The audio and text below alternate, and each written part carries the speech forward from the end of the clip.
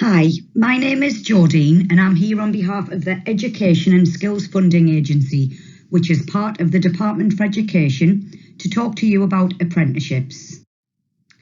As parents and carers, we know that you are keen to hear about all options available to your child so that you can support them in their decision making.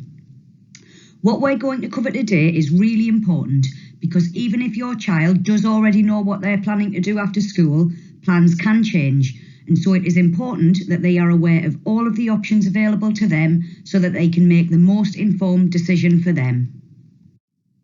So for the next 20 minutes, I'm going to explain more about the range of apprenticeship job roles available, the different levels, how you find an apprenticeship, what your child would need to do next to start searching and applying for apprenticeships.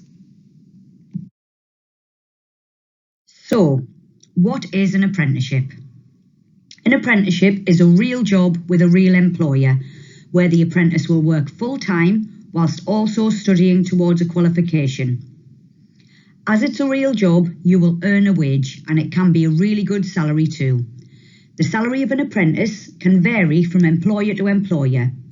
Legally, an employer must pay an apprentice the national minimum wage for apprentices, which is currently £4.30 an hour. In April of next year, 2022, this is going up to £4.80 an hour. This is lower than the national minimum wage, but it recognises that some people will be going into their first job with little or no experience at all. The good news is that lots of employers pay a lot more than the national minimum wage for apprentices. It's important to remember that if your child comes across an apprenticeship they're interested in, not to be put off by the pay if it's initially low. There's always room for progression and working your way to the top of an organisation, and lots of employers will increase the salary as they achieve milestones during their apprenticeship. An apprentice will also get a contract of employment, so things like holiday pay, annual leave, etc., exactly the same as any other member of staff. The apprentice will spend 80% of their time on the job, doing their role, and 20% of their time off the job, studying or working towards their qualification. They will be paid their salary for 100% of this time. The off-the-job element would take place with a training provider, who will help them to achieve the qualification and make sure they complete their apprenticeship. Training providers could be colleges, universities, or independent training provider organisations who deliver the training and teaching element of the course. An apprenticeship typically takes 1 to 4 years to complete. As a minimum, all apprenticeships must last for a minimum of 12 months. The total duration will depend on how the mixture of training and work is delivered, the level of apprenticeship, and also the subject that they are studying. There are more than 600 different apprenticeship standards covering many different levels of apprenticeships, from level 2 all the way up to level 7, which is a master's level. So you can actually work your way to gaining a degree or master's through an apprenticeship. I will discuss this more shortly. As I said before, an apprenticeship is a real job, so it's important to remember that apprenticeships aren't the easy option.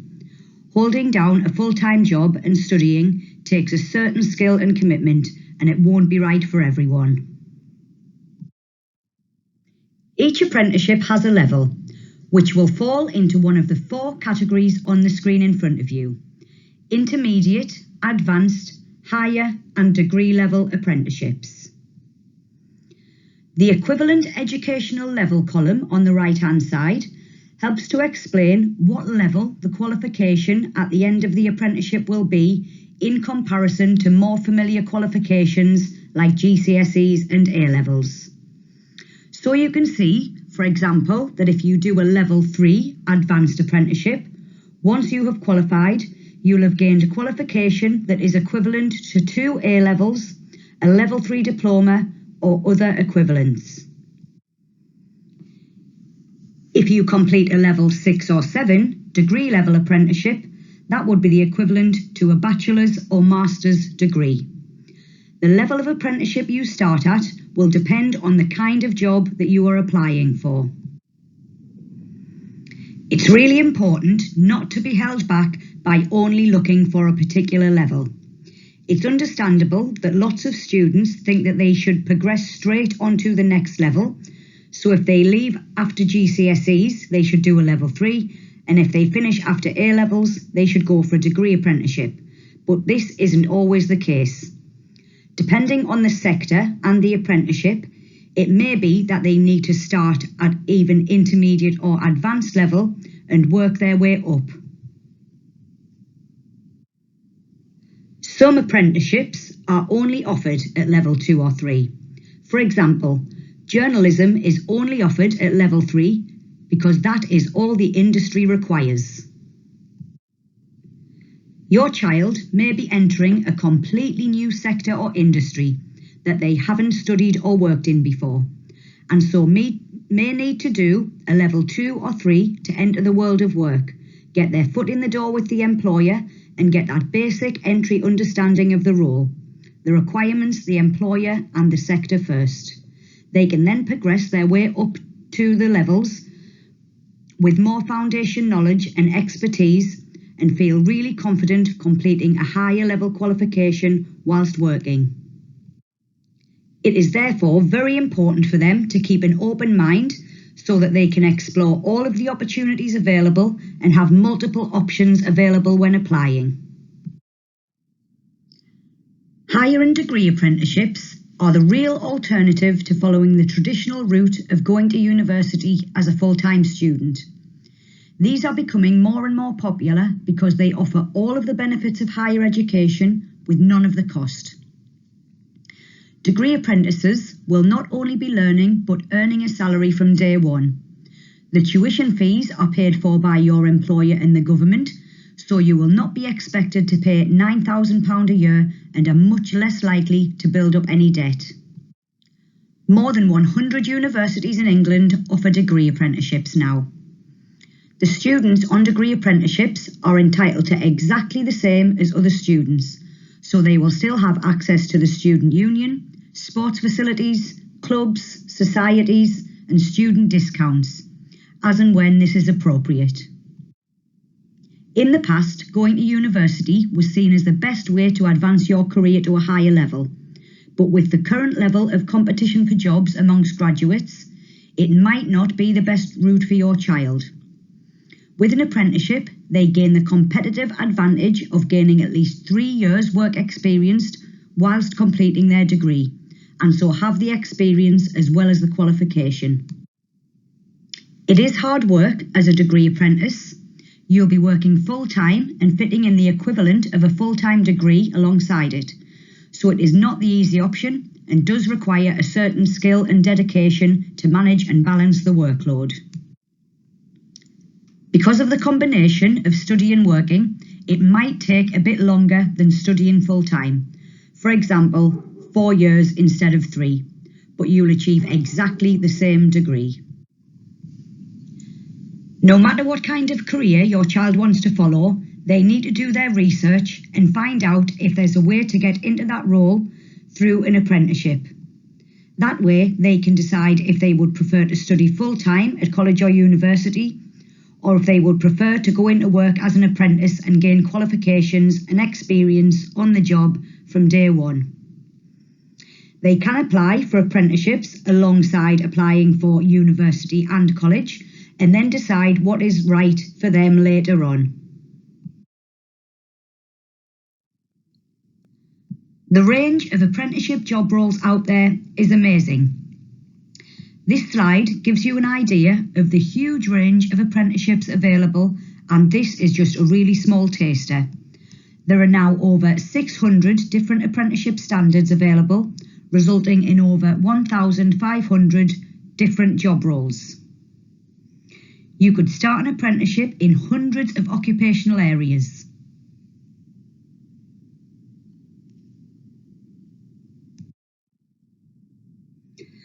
The range of employers offering apprenticeships is incredible. This slide shows you some really familiar logos of big companies in England who all recruit apprentices. Some of these employers might not be recruiting currently, but you will be able to track their recruitment updates on their websites and social media. Around 50% of apprenticeships started are with large companies like this, but the other 50% will be with smaller local companies. It can be tempting to think that the best apprenticeships are just with the big well-known companies, but many of the smaller employers have absolutely brilliant schemes that enable fast-track career progressions for their apprentices. So it's really important to do your research and not to ignore smaller employers because they can be just as good. They will also need to think about the different roles that a company might have.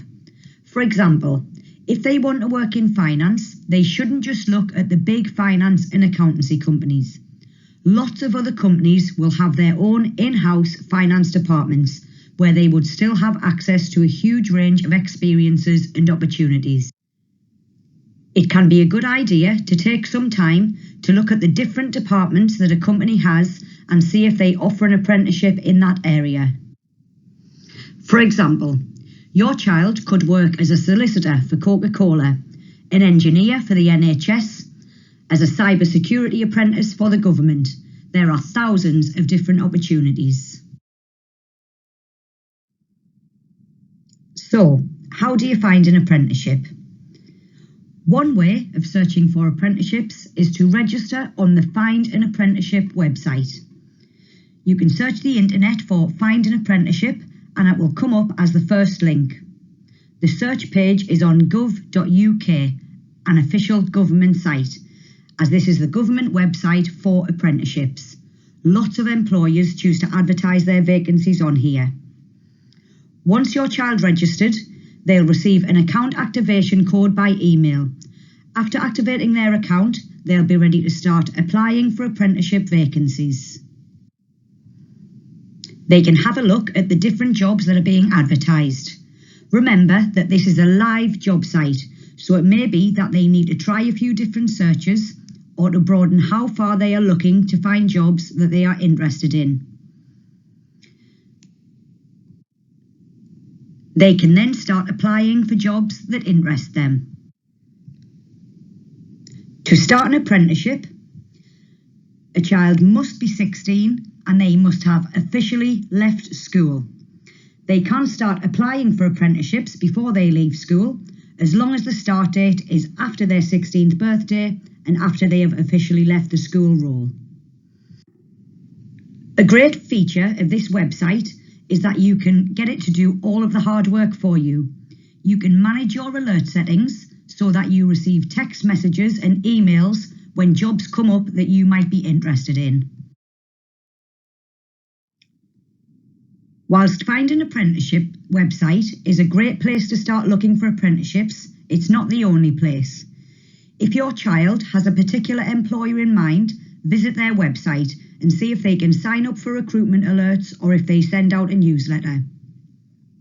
Make sure your child also follows their career pages on social media, using Facebook, Twitter and Instagram, as they will probably use this as a way to promote their vacancies. We have spoken to lots of apprentices and quite often they will say that they actually heard about their job through a family member or a friend. So make sure you tell everyone you can think of that your child is looking for an apprenticeship and you never know what might come through. We are often asked by parents if there is any way to find the best apprenticeships. The answer is that it will be very personal to each young person and the employer, but we do have a few hints and tips. The first thing to think about is what are they being paid? We're not saying that the highest paying employers are the best or the lowest paying are the worst. A fair wage is an encouraging indicator that the employer is willing to invest in their staff. Remember, employers are able to pay apprentices the national minimum wage for apprentices, which is different to the standard national minimum wage. This should all be considered alongside the industry standard and what their different pay scales are. The second thing to think about is what are the likely progression opportunities. If the employer openly discusses progression, then it is a good sign they want to keep the apprentice on. Also, do your research and check out the employer's website. They may have success stories on there. The third thing to think about is whether it is a permanent or fixed term position. Employers can offer apprentices either a permanent or fixed term apprenticeship. If they are offering fixed term, research if the employers support moving staff into a permanent role on completion. A fourth thing to think about is which training provider are they using. Just like schools, you can check the Ofsted rating of the training provider. You could also look at their website and see if there are any apprenticeship success stories.